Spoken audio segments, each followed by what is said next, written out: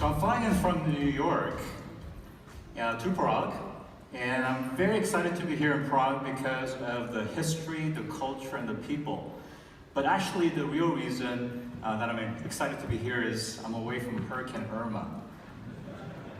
You'll notice that my sense of humor is a little bit odd because of my Korean background and American culture. So if it doesn't quite sync, just laugh anyways. I think we're waiting for our presentation to come up, and it looks like we're trying to sort it out. So while they sort it out, I'll tell you a little story.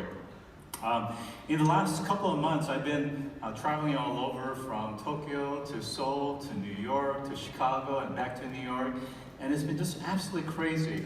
And in the same period, we've also changed our home as well. So it's been absolutely crazy. So I'm very fatigued, and you can't see, but I have cuts and wounds all over my body from moving. Anyways, part of the deal with the move of the house was the kids. I have essentially teenagers, and they've been asking for 13 years to get a dog. So we finally got a dog. And now the problem is that when my wife says, "Come here, fetch boy," I don't know if she's talking to me or the dog anymore. So I'm a little bit confused. But I'm very excited to be here, and just a little bit about myself, and I'm going to intentionally move around because I want to give this cameraman a hard time and see if he can actually stay with me. I've been nominated to the Future of Internet with the World Economic Forum, and I have participated and consulted to the European Commission for their cross-cutting policy framework for the Internet of Things. I've spoken at UN ITU on emerging technologies. I'm a Tribeca Disruptor Innovation Awards Fellow, which is affiliated with Tribeca Film Festival, and I'm scheduled to speak on TEDx in New York City in the next month or so. So that's a little bit about me. In terms of the firm that I've started a few years back, called Amyx Plus, we specialize in IoT, Internet of Things, and particularly transformation. What we find that is that many times companies go right into a pilot and the technology side and never really thought through the strategic aspect of why they're doing it, what's the business case, and the benefits that it's trying to derive. We've won tremendous amount of industry awards and accolades, but more importantly, what I would say is because of the work that we've done over the last several years, we've actually started something new this year. We've actually launched Amyx Ventures, which is a venture capital fund, because of what we're seeing. So for example, in the last couple of years, we've covered everything from quantum computing, decentralization, to most recently brain-computer interface called the Internet of Humans. So we're seeing tremendous opportunities from nanotech, material science, and we want to be able to capitalize on it. Now, one of the things that I'm very passionate about, and I think we got that at the beginning of this conference, is this notion of Czech Republic and the human intelligence and the IP that resides here, but there isn't quite that bridge to overseas in the global market. So what we've done is we've actually worked with Tribeca, and we're the licensee of Tribeca International, to be able to actually create a global platform. And then we bolt on the venture capital firm to actually help inject and to capitalize a particular country. And we're doing this with South Korea. I just came back from South Korea, and we're doing this with Australia, and we're rolling it out in Singapore as well. So eventually we'll have a global network, a platform that allows for local startups, the best ones, to percolate up, working with ecosystem accelerators, and then to be able to then birth and then launch it globally. But more importantly, one of the biggest things that I mentioned, and I was covered in Korea Times recently, is this notion of mindset. This mindset, and it's different for every country. Czech Republic, it's this notion of feeling comfortable. Oh, what I have is good enough. We don't need to necessarily go bigger than our domestic market. Changing the mindset is absolutely critical, as well as building a global team. So our platform is going to help cross-pollinate and to make sure that when you start a team, it is international from the get-go. All right, so let's talk about the Internet of Things. Internet of Things, most of you probably think it's about embedded devices that is able to sense and to communicate with its internal mechanism as well as the external environment. Well, that's the definition of Internet of Things. But it's actually much more than that. And if you talk to some of the vendors, they'll focus on, at least the last several years, on the connectivity pieces, right? How do you actually derive data from these different devices? But it's, again, more than that. The real value, and I think some sponsors here would agree with me, is around the actionable insights that you can derive.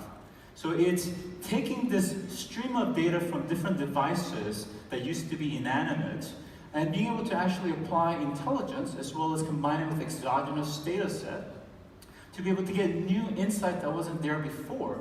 And importantly, it's meant to be actionable, predictive, and prescriptive. So it gives you a degree of confidence, a probabilistic approach in terms of what do you actually do with the result.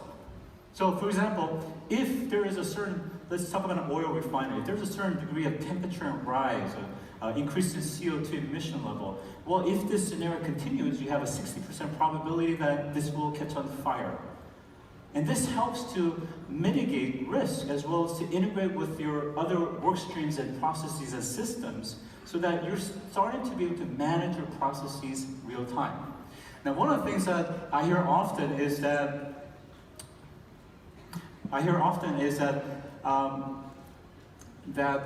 Internet of Things is about all this standards and protocols, but it's actually much more than that.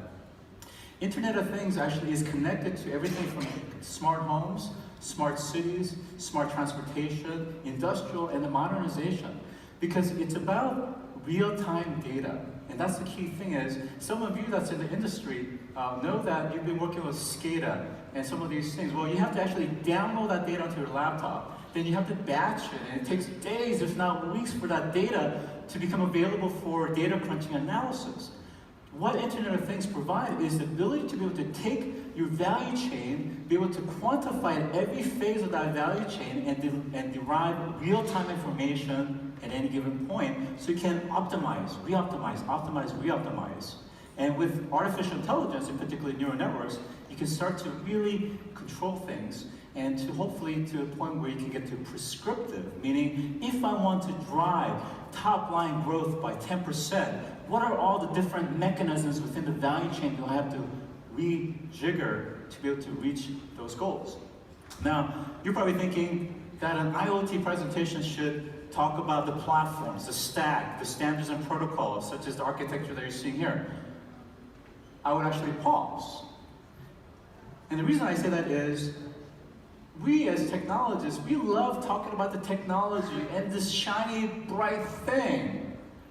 But the problem is, this shiny, bright thing is not the benefits. The shiny, bright thing is simply a business enabler. What we need to first focus on is the why. What are the top priorities of your customers, your partners, as well as your organization? That's the most important thing. It has to be about business drivers. So let me just ask the audience, and please feel free to just say it out loud. Ask yourself, forget technology, quantum, nano, 3D, doesn't matter. In your world, what is the most important thing that you're struggling with right now? That your customers are either asking for, your partners are asking for, or your firm is trying to achieve? Just raise your hand and just speak up. Don't be shy. I remember I was in Singapore and I tried to engage the audience and they just looked at me. If you ever travel to Asia, they'll do this to you. And it was very frustrating. I literally had to go to the audience and grab somebody. So I'm ready to grab somebody if you don't participate. So shout it out. What's the most important? Cost minimization? Revenue? Customer service? What is it? What is it, that one thing that your customers are desperately asking for that they will pay for if they have it? What is it?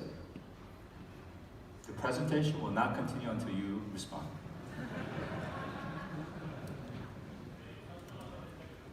Customer satisfaction. Lovely. KPIs. What else? One more time. Productivity. Thank you. Productivity. Yes. Let's do one more.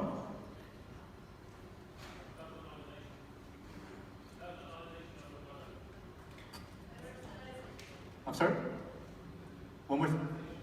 Personalization.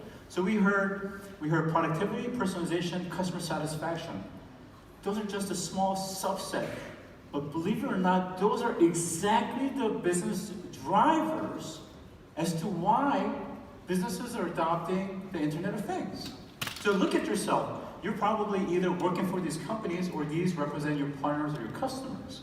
Well, they're asking for those same things. And how does the Internet of Things support that? If you look at the slide on the bottom right, under opportunities, it's about process optimization.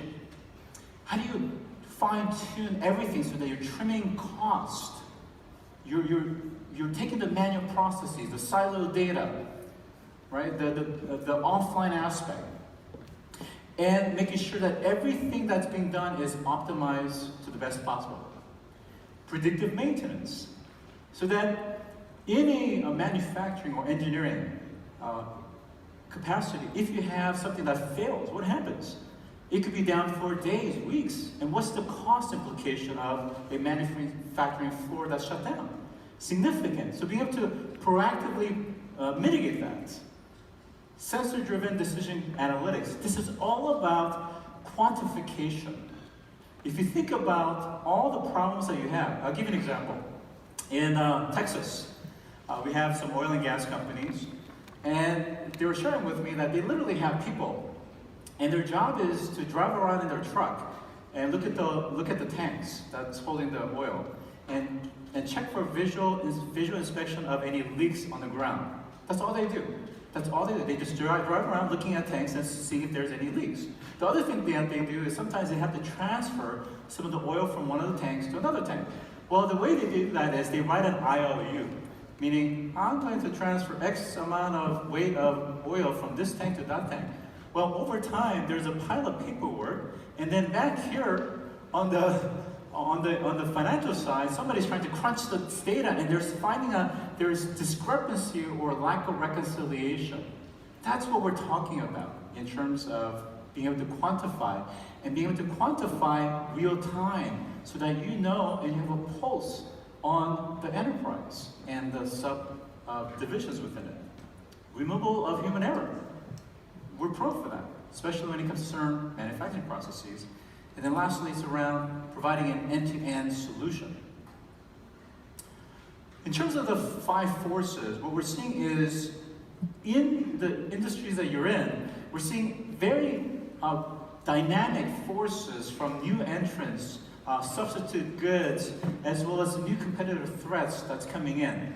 And what I will tell you is, because we're very much at the epicenter of the Internet of Things globally, in the last 6 months in particular, we have seen a drastic change. So for example, earlier this year, aside from speaking at CES, I also spoke at the Internet of Things World, which is probably the largest forum for IoT in the world. And it was interesting because years before, it just felt like, you know, it was an okay conference, but all of a sudden, it was vibrant this year, and it was activated, and people were asking, they're saying, we're ready to do this. Well, I can tell you in the last 6 months, companies are investing in IoT, and this is happening now. Why? What's the main driver? They're seeing their customers doing it, whether we're talking about pumps, actuators, systems, and devices, and they don't want to be left out. And if your customers are German manufacturers, auto brands, and so forth, they're actively pursuing this. Part of the reason I was there at the opening of IBM Watson IoT Center in Munich is because they decided out of all the research centers in the world to locate in Munich for a purpose and reason. Because that is kind of the hub of the ecosystem around manufacturing industries as well as automotive. And they were starting to aggressively adopt the Internet of Things, which means that many of you as suppliers are going to have to comply. So let me take a step back. Let's talk about disruption. According to a PwC survey of CEOs, 62% indicated that CEOs of major companies around the world are concerned about the impact of disruption to their industries and their firms. And then Ernst & Young indicates that up to 45% of companies in your industries, whether we're talking about manufacturing, services, mining, or agriculture, which is starting to dwindle a little bit, I think 3% here, is that 45% of your competitors, including yourself as a firm, could potentially vanish and disappear and become obsolete. And this is a real issue for Czech Republic. And the reason I tell you is that many of the work that this economy is supporting is around assembly, manufacturing assembly. It's kind of the raw ingredients that become the larger product, like a Mercedes, BMW, and Skoda as an example. Well, a lot of those things are subject to what? Robots, robotization, automation, and then offshore. If you go to Foxconn, you cannot find people anymore. Foxconn has completely jettisoned people, and they have complete robotic manufacturing floors. In one of the ports in China, one of the heaviest ports, there is no people. It is completely closed off. And these smart machines, from trucks, trailers, to the actual cranes, are doing it all by themselves. So what I'm saying is, you cannot afford to be comfortable. So it's time to wake up, Czech Republic, because you're about to be replaced, unless you do something that is IP and patent-centric. And this is what disruption is all about today. Now, what are some of the disruptive technologies? According to McKinsey, there's about 12 or so. This is a short list. And some of those topics we're going to cover in today's workshop or sessions. But these disruptive technologies, like the first session that we heard, is the innovation cycle is spiking and becoming shorter and shorter. And I can tell you that, having spoken with some of the brightest pioneers in various fields, that the next 10 to 20 years is unfathomable. As a futurist, even I try to do some degree of prediction, but I can tell you that we cannot even begin to predict the next 20 years with quantum computing, with AI, with nuclear fusion, space travel. We are going to be in a completely different world, and if you don't get out of your seat, we're going to find ourselves completely disenfranchised, disillusioned. And that's part of the reason why we're experiencing this rise in populism and nationalism across the globe. And it's not just here, it's not just in England, it's not just in the US. So the Internet of Things is expected to grow to some 50 billion devices by 2020. That's what, less than 3 years from now.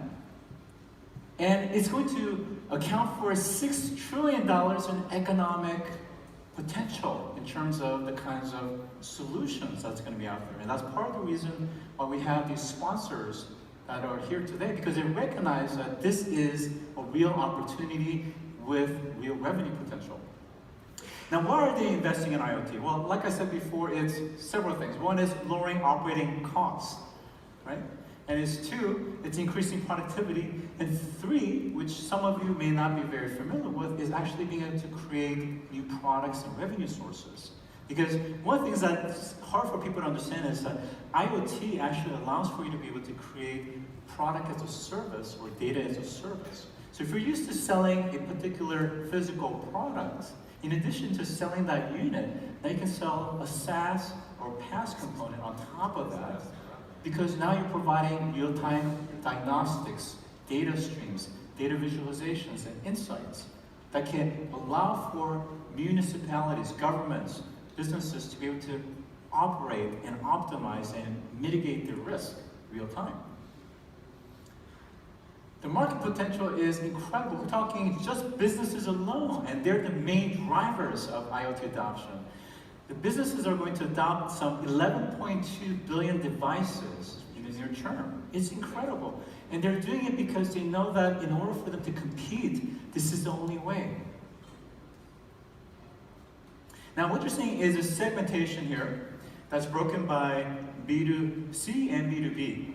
And you can see that Internet of Things just about touches every industry, every sector.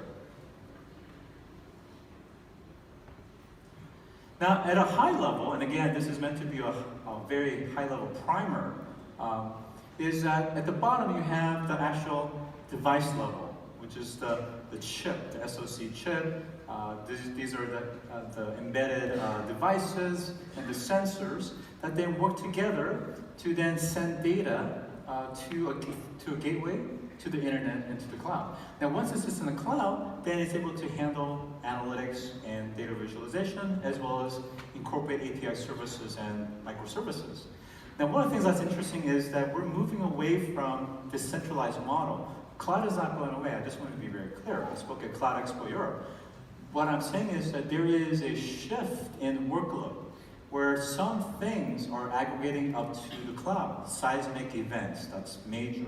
But then we're starting to see more the localization, edge analytics, edge visualization, edge AI, that's allowing for some of this workload to happen here so that it can start to reduce some of that workload before it goes to the cloud and incur costs at the cloud or the data transmission costs.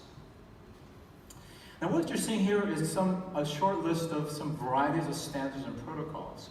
This is both a blessing, but also a curse to IoT because the fact that there are so many different requirements and standards that we're having to deal with. So depending on the range requirement, depending on the power requirement, depending on the packet size requirements, you have to rely on a multi-approach.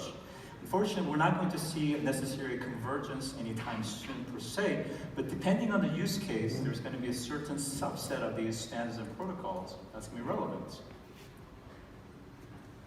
Here's a very broad landscape, and you'll hopefully have a copy of this presentation, so you don't need to actually read through it, but you're starting to see that the landscape is huge. I mean, we got Microsoft, we got Google, we got IBM, but then we also have SMBs and startups. And this is a dynamic environment. When we're talking at the cloud level, API services, infrastructure, and applications, and microservices, and containerless things. I mean, it's growing and it's changing. And eventually, this is going to be so big, I can't put it on a single slide anymore. Some of the major players across the various categories that I mentioned before, as well as the startups that's continuing to grow. And again, it's not, I just want to be very clear, Internet of Things doesn't work by itself. It works with blockchain, it works with AI, it works with cybersecurity, it works with privacy. So all of these underlying foundational technologies support one another. All right, so let's talk about IoT use cases. So what does all this shiny new thing really mean for you? Let's make it relevant. So let's cover one example of automotive. What does IoT do? Well, in the first case is, as cars become more of semi-autonomous and eventually level 5 autonomous, they're becoming connected. And that means that not only from a navigational service, but location-based services. And we have a location and mobility service provider here for Czech Republic. Well, you're gonna start to see more of that ecosystem grow because of the fact that cars are not independent, but now you can actually connect it, and the cars as a fleet can communicate with each other, communicate with your home, communicate with public spaces. And we're starting to see innovation even in the insurance, auto insurance, because now they're able to derive real data around the use and the consumption of the car. Fleet management. Now, whether it's rental cars, whether we're talking about trucks, it's the ability to be able to actually manage your assets, know exactly where they are. And if there is impact to changes in schedule, how do you start to re-optimize that route? Not offline paper, but real-time, dynamically. Vehicle telematics, navigation controls, as well as autonomous driving assistance, security and safety, predictive maintenance. I can't tell you how many times in the past, my car would just fail and I would be stuck on the freeway. I don't like that. I want to know exactly at any point what the health of my car is. So for example, I was away from my house for about a month, so when I got back to the house, I realized that my Mercedes indicated that I was low on coolant and my tire pressure was too low. That's something that I needed to know because I don't want to keep driving with the family inside when it's not safe. Let's make it a little bit broader. Let's just kind of talk about different manufacturing and industries, since I don't have time to cover every sector. But it's the ability to be able to manage your inventory, be able to track it, not at a crate, but even down to a product level. It's the material tracking. It's the predictive maintenance, a real-time asset monitoring, as well as this notion of connected operational intelligence. So that you know exactly what's happening, and your boss doesn't have to ask you, hey, what's happening with this part, and why haven't we met the quota for this week? Let's switch gears. Czech Republic, about 60% of your sector is really services oriented. And in the services, whether we're talking about retail, fashion, groceries, or some other forms of human-to-human services, we have opportunities for deeper customer insight, which then allows for higher customer satisfaction. And this can be derived from geolocation, facial recognition, speech, acoustics, sensors, in many ways that we can do this. As well as tying it to digital signage and information that's nearby, including your phone, for real-time promotions and activation. As well as omnichannel and personalization that can tie what they're doing online to offline, so that, for example, when you go shopping online, you sometimes look at things, right? But you decide not to buy it. But online, they have metrics to be able to have, oh, okay, they actually clicked on these other things, but they didn't buy it, right? They dropped it. In offline, we don't have that mechanism, but IoT is enabling us to be able to know, oh, they actually interacted with these products, but they didn't buy it. So what is it going to take to tip them over to making that purchase, as an example? Supply chain, logistics is probably one of the biggest areas of opportunities, as well as demand-aware warehouse. Okay. Now, IoT is not all beautiful and shiny. It has some challenges, and we have to be honest about that. And this is exactly why you need to work with some of the sponsors, as well as other providers that are experts in the respective fields to be able to mitigate some of these known challenges. It's things like security, connectivity, it's the compatibility, interoperability, the standards, as well as the analysis from the data that you need to get. Security is probably the biggest issue. What's happening is, and we've consulted to device components, largest microcontrollers, microprocessors, as an example, is that many of the manufacturers are not necessarily embedding security at the SoC chip level, at the device level, at the network level, or the air update level, and so forth and so forth, because they're not incented to. Their pricing structure doesn't support that. So what you're getting is, you're getting an end system, whether it's a modem, a router, a gateway, or device, that is sometimes absent of some of the necessary security things. So it really requires an end-to-end solution approach, starting with policy framework, and making sure that you look at it holistically, not from just a firewall perspective, but really tracking the data and insulating the data all the way through as it moves from the hardware gateway to the cloud and so forth. Connectivity issues. One of the things that we're starting to see is, though there's cloud, there's 5G, and they're going to experiment this in the Korea Olympics in 2018, is that when you start to have 50 billion devices that's all streaming data to the internet, at some point you're going to start to hit choking points, right? So it doesn't make sense to have everything be centralized. We call that a centralized computing model. At some point, we need to be able to balance, like I said, between the centralization and decentralization. So there are some things that we're trying to work on, and I think some of the big companies as well as startups are trying to address that. So in Silicon Valley, decentralization and edge is the hot topic these days. Standards and protocols. So if you look at this short list as an example, depending on the stack or the layer that we're talking about, there are many different standards and protocols. And being able to actually navigate it, and knowing that if you make the investment to comply with this standard, how do you know it's not going to be outdated or no longer the standard next 2 to 3 years out? So making sure you work with the right partner to help you navigate some of these challenges and issues. And finally, it's all about not the data, but the insights. Because what we've seen in the last couple of years is big companies that have been experimenting with IoT, they're grabbing everything, all the metadata, all the values, right, into the cloud. And what they're doing is they're unknowingly creating this dark data lake in the cloud, and it's messy. And what happens is they're going to create this biased result as a result of amassing this data, and they don't know what to do with it. And it's because they didn't start with the right data science methodology. What are you trying to achieve from a business perspective?